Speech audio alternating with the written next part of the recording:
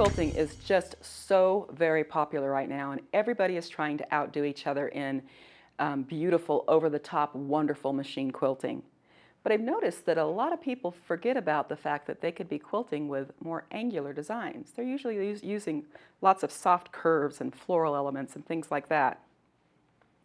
Angled designs add a whole bunch of energy to the surface.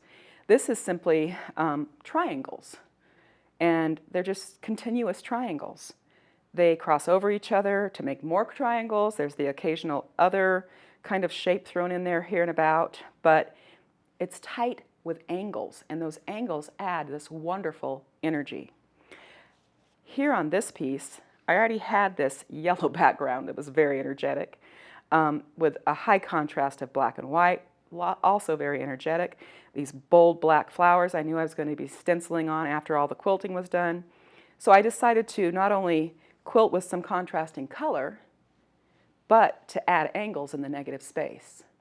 Now I kept it somewhat quiet by using the same color of thread as the fabric, but those angles allow that background to kind of pull all these very, very bold entities together and make them all work with each other.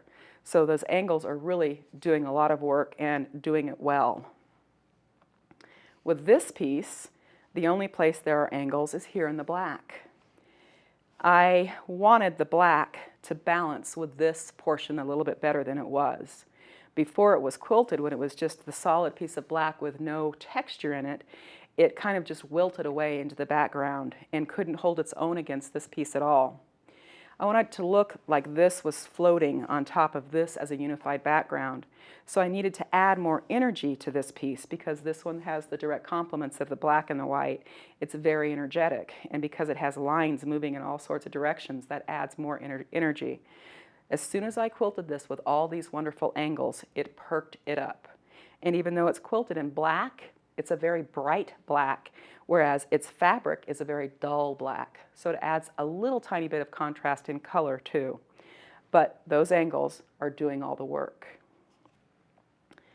And finally in this one, when I finished it, it was just so soft, so delicate, and I wanted to add something to it. The first thing I did was quilt here with circles, which really did add something to it because everything else was, kind of very straight-edged squares and rectangles, so the curve added a lot. I thought about stippling in here, but then I felt that if I stippled with a curvy stipple, it would deplete the power of the circles here. So I brought those angles in here, brought that energy in here, with a pink that's slightly more deep than the pink of the background there. And again, it worked wonders. So next time you're thinking about, what am I going to quilt in my negative space? Look at your piece and ask if it could use a little bit more energy. And if that's what it's calling for, consider quilting with angles, triangles, any type of angle in the background.